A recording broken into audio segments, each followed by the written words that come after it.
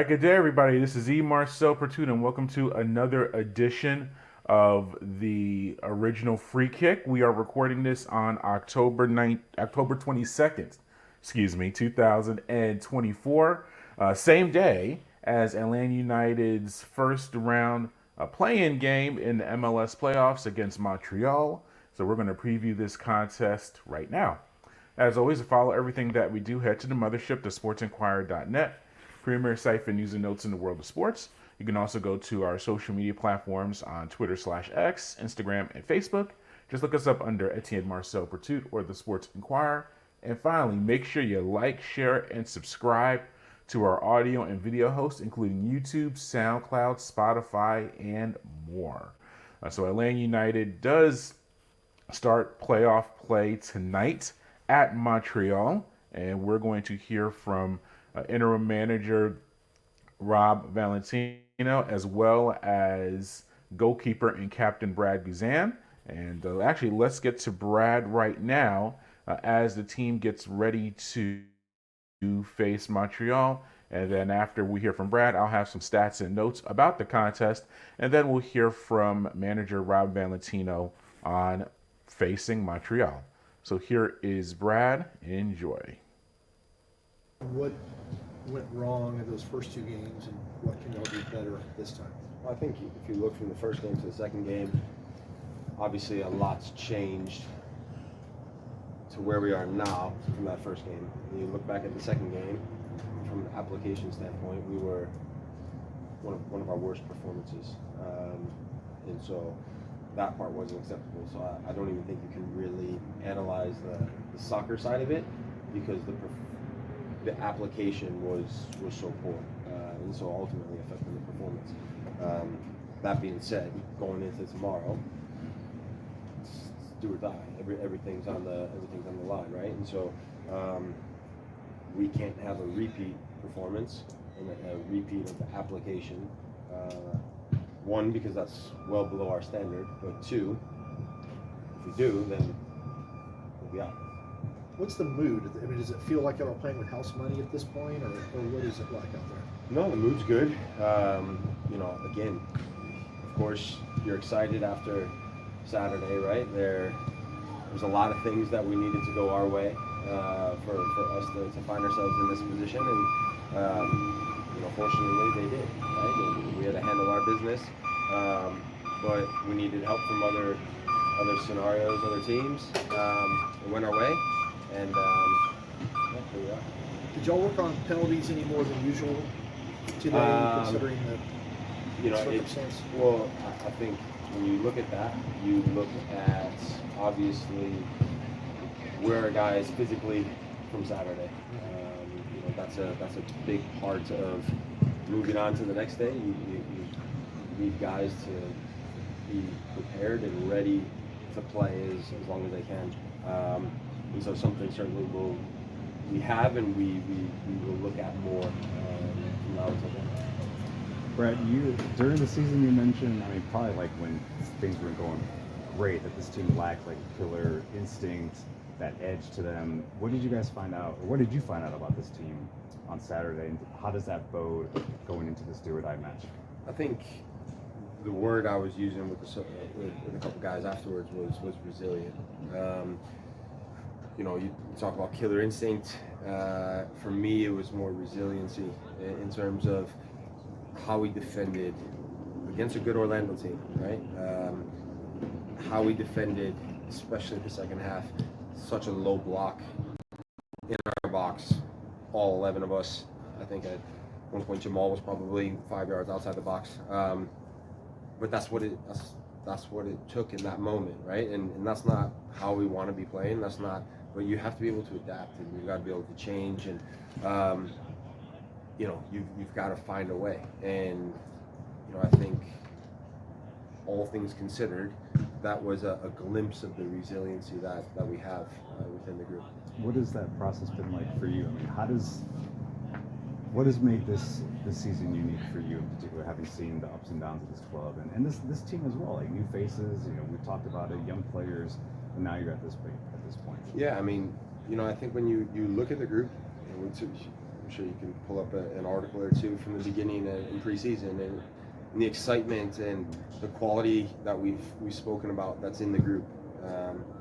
But too many times this year, the application in big moments and big games, it's not been there, and you need that, right? And whether it's on the defensive side of the ball or a lot of times it's been on the attacking side in terms of not taking our chances. And I've always said goals change games. We all know that. And so when you get these opportunities, you've got to take them.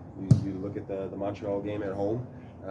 It's not like they created a ton of chances, but they took their chances, right? And that was ultimately the difference. And so, we know we need to continue to do that. I thought how we started the game in Orlando was really good. Obviously, towards the end of the first half, we wavered a little bit, but then to come back in the second half and hold strong, it was a good reaction. You're the last guy left in 2018, the MLS Cup. Tata kind of made a defense-first focus toward the end of that season, anticipating the playoffs. I was curious if you've talked with the guys just about that experience and what that took before this game. Yeah, I've always said, right, when you get into the playoffs, it's a whole new season. Everyone starts level. Everyone starts at the same starting point. And it's all to play for. And within a few games, you can find yourself in a final. And so from a defensive side, the less you concede, the stronger you are defensively, the more opportunity you give yourself to go and win the game. Because at some point, we're going to get a chance or two, or hopefully 15, or hopefully 20. And hopefully we can take all of those chances. And that's the difference between winning and losing. Right. First thing came up to your mind after you heard the whistle in Orlando? To be honest, I didn't know if we had advanced or not, because I saw Rob's comments talking about not wanting to know, and us as players, or at least I didn't know what was happening in the other results. And so I didn't know. I saw some hugs and whatnot, but I wasn't sure if they were like, hell yeah, we're going through hugs, or hugs like we won, we did everything we could, but we just didn't have the break that we needed. But after 5-10 seconds, it was clear to see the excitement on those faces. How do you turn the page emotionally from that? Except for that wasn't how hard it was and everything shaking your way, but also know that you have to go into this wild card. Yeah, I think it's important that you turn the page, but at the same time you ride that confidence, right? You ride that momentum, and we want to carry that momentum into tomorrow night. I think that's a huge part of it. And so as much as we want to say, right, it is a fresh start, we also want to take that momentum from Saturday night and being on the road in a tough environment against a good team and saying, right, we were able to come out with a big win, and now we've got to do that again. And so to remember that feeling of what it took, the exhaustion after 90 plus minutes, and take that into tomorrow night. Right. Kind of bouncing off that question, I think I read 10% chance to make the playoffs going into that game. You guys win the game. What were the emotions like, just knowing all those possibilities had to go your way in order to get to this point? Yeah, of course. Excitement, as you can imagine, right? It was exciting. There was obviously some celebration and whatnot.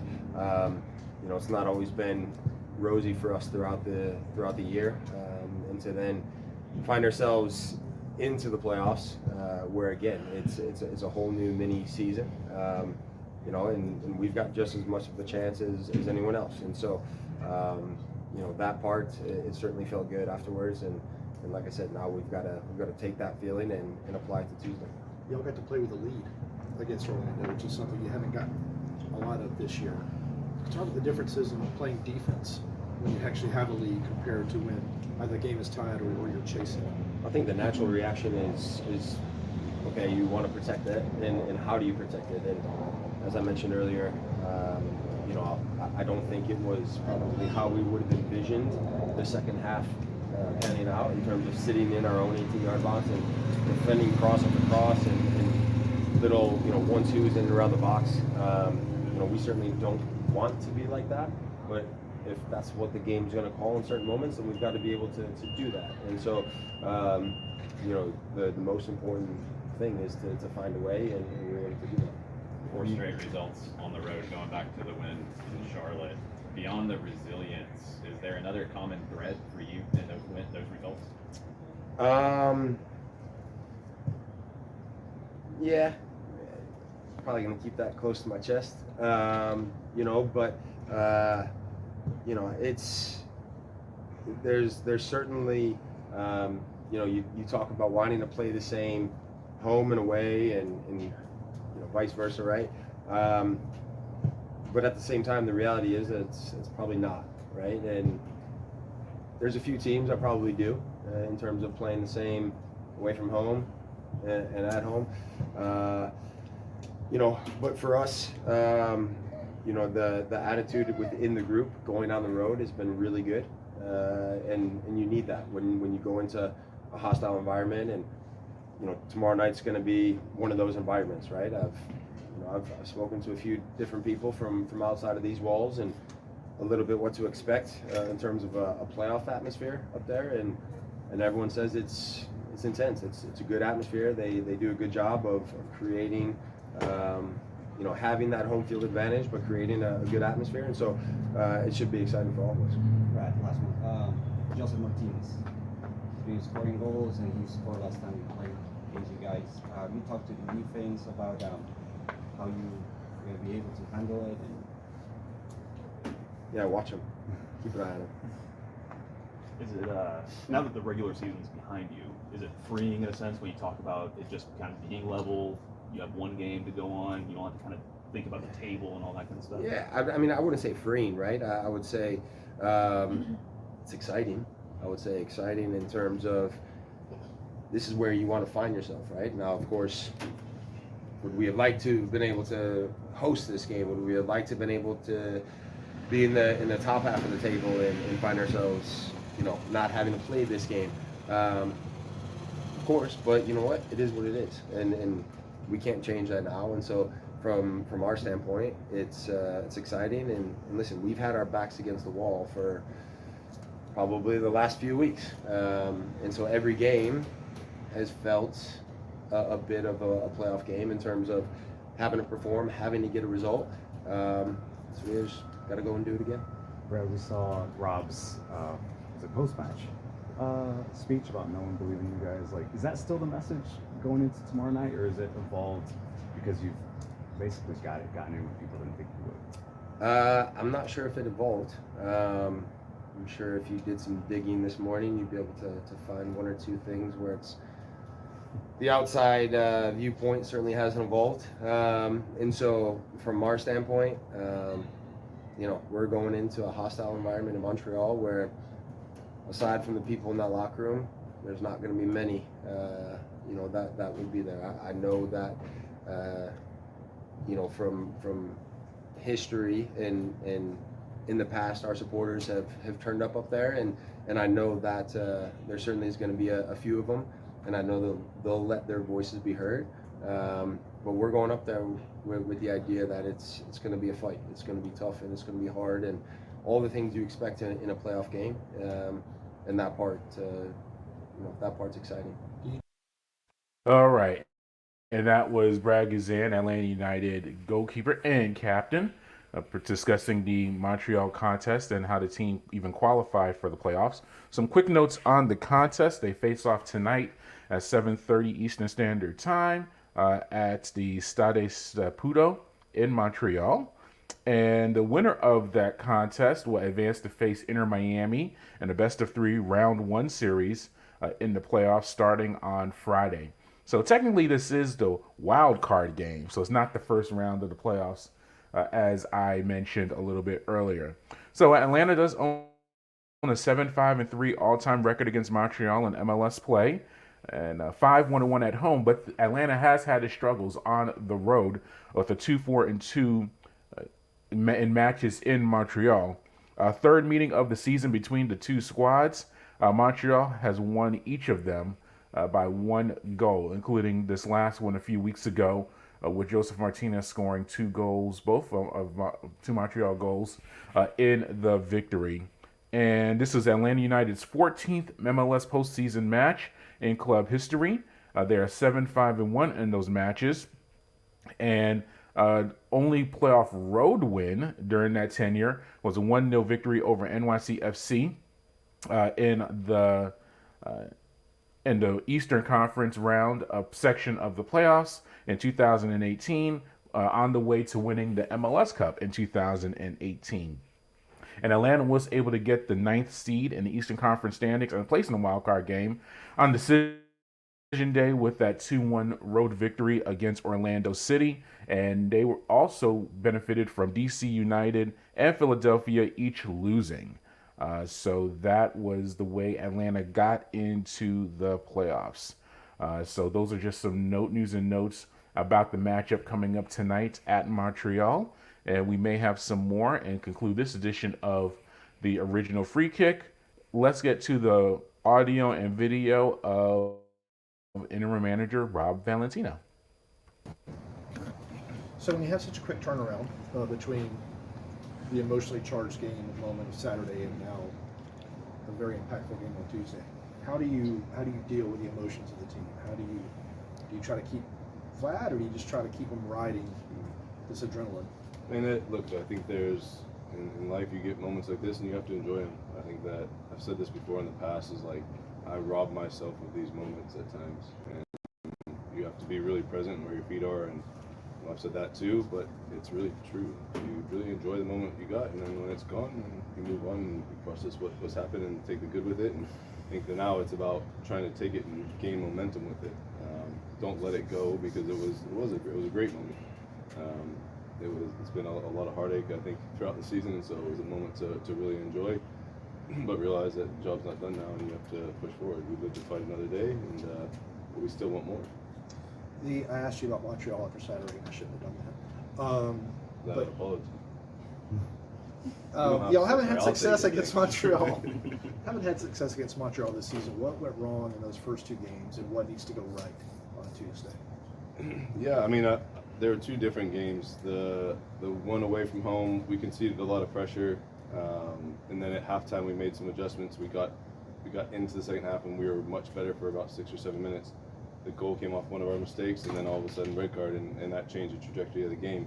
I actually thought we defended really well with 10 players, and then created counter-attacking opportunities, made bad decisions on that part. So I said it last time, staying with 11 players would be great, because that gives us a better chance.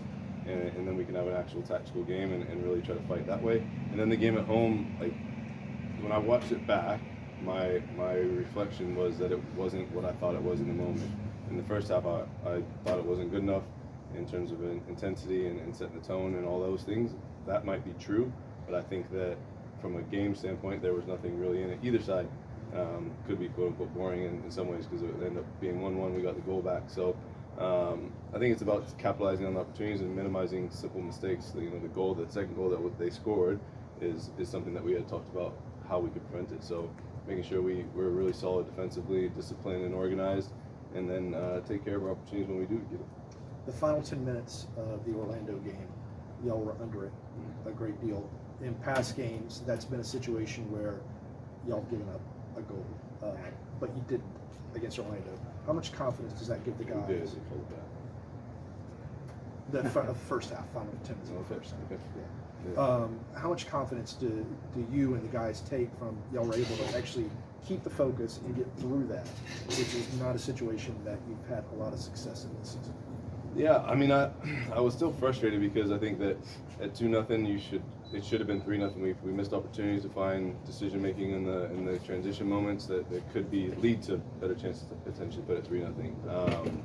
And then I think in the last 10 minutes, we're under it. We have to weather those storms, and even conceding the goal, I think it's really important for their mentality of like we can bend but we won't break, and then just continue to fight with it. So I would hope that it gives them confidence that hey, we were under it, we didn't concede again, and we stuck with the game.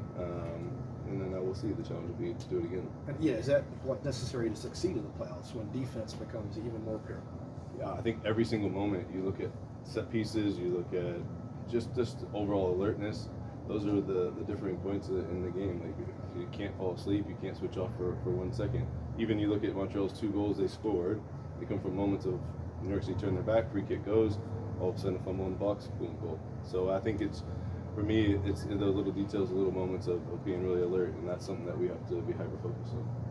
Rob, how have you taught that or coached staying focused? Because the mentality of this team has been questioned. You know, sometimes they fall apart in key moments, and then they'll show flashes as well. Like the Orlando game is like a big picture now. We know that this team can win a tough game.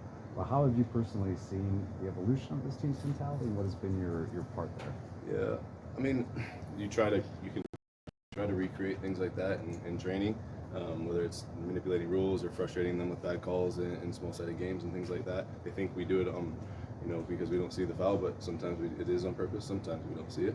So it's about that trying to keep them sharp in those moments, and then just continuing to show up that, like, no matter what comes your way, you got to keep being resilient and keep showing up. So I think leading by example in that way, when things go our way or don't go our way, we show up with the same mentality to work.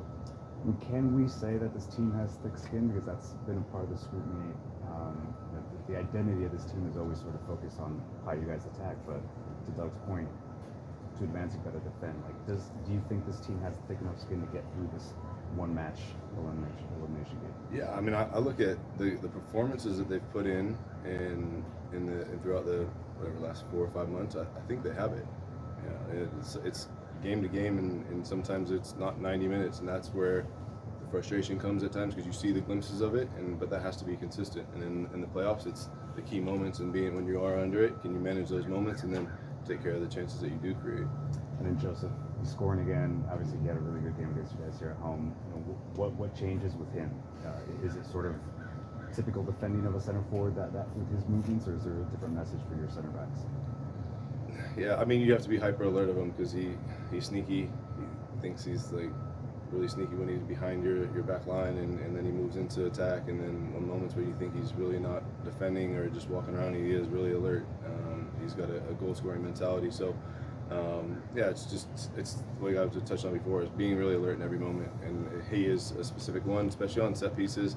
We give up, for me, a sloppy one there. So it's a moment that things pop in the box and he finds it. So being alert where he's at, and that you got to be aware of the other ones, because he's got young kids around him that'll run for him, and I know he probably enjoys that part. Yeah. Before Saturday, y'all had only scored 4 times inside of the first 30 minutes all season.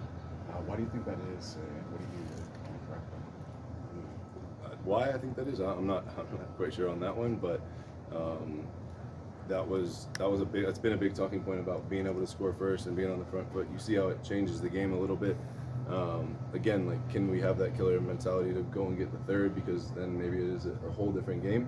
2-0 was not the most comfortable, and then they score and it makes it 2-1 away from home is not easy as well. So there's not an easy answer for that, but it's like continuing to talk about those simple moments, and I think, like, making sure that, I told them too, it's interesting that we scored 2 that early, because I said if you score 2 in the first 5 minutes, the game is 90 minutes long.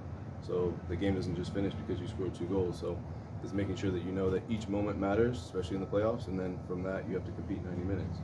How would you describe Sava's leadership qualities, or just generally what he brings to the locker room emotionally? I mean, I'm not sure about him as a leader, and that's not to take away from him. He quietly goes about his business, even though I know he tells you guys it's Sava time. So he's somebody that consistently shows up, and he's working. He's all over the place, so he's consistently working, and that's one thing that awesome, but also drives me crazy. But it's in a good way. I mean it in the best way. But he's a good kid. He works hard. He really cares. I think that sounds really silly, but that high care factor of the group, and I reference, like, when he was away with the national team, when we had the changeover earlier in the season, we were messaging back and forth, and he was like, I can't wait to come back, like, we're gonna make something this season. And I look back on those times, and he means it. So you can see it in his effort, and anytime he's been away with the national team, he comes right back in. He's like, I'm ready to go. So from that standpoint, that's a lead by example type quality. I know you mentioned before he has this tendency to kind of roam around, do his thing. How do you balance that as a coach? Just like in your own mind, like, am I more strict on him to make sure he's in certain positions, or do I just let him go? I mean, my mentality with the players in general, the way I like to coach, is I'd like to give them structure, and then from there is decision making, that they can go and create space or go and find different pockets of space or areas. He ends up in areas where we typically sometimes don't talk about, but also then he produces. So then who am I to say that it's wrong? But when I've asked him to do something, and that goes for any player, when we ask them to do something, we make sure that if it doesn't produce, then hey, we've asked you to do this. Let's make sure the next time we try to correct that. At the same time, if him or any other player goes in a different area, we ask that they cover for each other, so somebody else then fills that pocket of space or defensively helps out. Any worries about Alexi not being on the ball enough at this point? No, I mean, like I think teams know he's a good player as well, so the teams are going to highlight that he's got an ability on the ball to find pockets of space. When he does get on it, he can help us create, and I think that he also needs his teammates' help around him. So when he can facilitate with them, like they need to also produce the final product. We brought up a lot of narratives that this team has carried for several seasons. Now, not all of them positive. Is this freeing that you can just kind of get rid of all those since this is a one and done or one in advance playoff scenario? Yeah, I mean that stuff's external, so it's not really been a big focus of mine of like proving the narrative wrong. It's been a one-off game for us for a long time. I know I've said that to you guys that I just take every game as it comes. I really do, and whether that's been success or not success, that's really been the mentality of I couldn't plan too far ahead because you just don't know when that next game is. That's your last game or whatnot. You didn't know what's going to happen. You don't know how far you are away to get out of it or how close you are to actually find that success. So this is an area that we're unfortunately at this moment comfortable in, that we know that it's one game and then we'll see. You live to fight another day, so we keep that same mentality from us.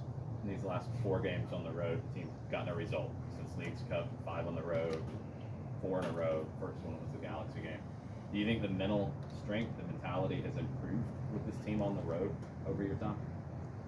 Yeah, I mean, there's no data that can tell you that. There's no probabilities. There's no number that can tell you that. So that's intrinsic. That's inside the players. That inside the group. It's something that we've touched on about before. Of that, no matter what's happening on the outside, if inside we're good and we're sharp, then it doesn't matter if you play home or away. Playing at home is awesome. There's no doubt about that. But playing away and silencing a crowd is also great.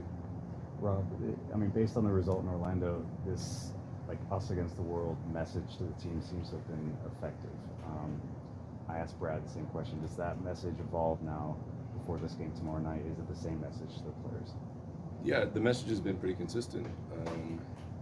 It's always been about just being a group, a real solid group, and then just being super inclusive of who's in our room. Because ultimately, and I don't take that messaging as maybe it's disrespect to everyone else on the outside, but I just look at it that no one is on the inside seeing the work that goes into every day, and they don't live our lives, and they've got jobs to do, and I get that part. But at the same time, if people are, you probably understand where they're coming from, but at the same time, if we listen to that, we wouldn't have played half these games. If we would listen to everyone what they said, the probabilities were 10%. Why play the game then? Just let the data play out, and then a simulation, and the game's over. So I think that's where we can intrinsically look at ourselves and say, you know what, we got this. They say that, no problem. But in here, we actually have a belief. That I had a belief, not because of everything on the outside. I had a belief of what this group could do.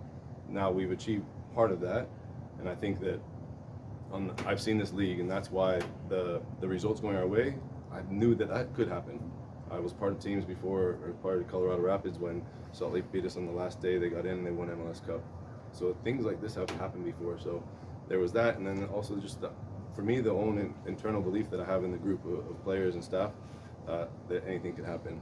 Is there anything that you can point to that we haven't seen that you think has been really a key part of this, like not salvaging the season, but getting players to this point where they're still competing in the postseason? Yeah, that's a really good question. I mean, what you guys don't see is what happens every day, how they show up every day, how they support each other, how they challenge each other, how they come into the facility, or how they bounce back from criticisms, or how they bounce back from poor performances. And I mean that all the way throughout the whole season. So and that goes down to personal relationships of staff to players, players to staff, and everybody. So I think that there's not one thing I can touch on, but yeah, it's hard for you guys to get that feeling, and that's okay, because if you're not part of it, you won't fully understand it. I could tell all the stories or tell you a heartfelt story about somebody, but you won't have that same connection. But there is something that intrinsically in the group that they keep fighting, and they're still alive. How did y'all approach training today? Such a quick turnaround time. Yeah, we. Look for. All right, there we go. A little bit of a tech. There we go. All right. So that was interim manager Rob Valentino discussing the upcoming matchup against Montreal tonight on October 22nd. Thank you for watching and listening to this latest edition of the Original Free Kick. As always, to follow everything that we do, you can go to the mothership, to sportsinquirer.net, premier site for news and notes in the world of sports. You can also go to our social media platforms on Twitter/X, Instagram, and Facebook. Make sure you go on there. And finally, make sure you like, share, and subscribe to our audio and video hosts, including YouTube, SoundCloud, Spotify, and more. Once again, thank you for watching this latest edition of the show. This is Etienne Marcel Portut. Until next time, good fight, good night, and be safe.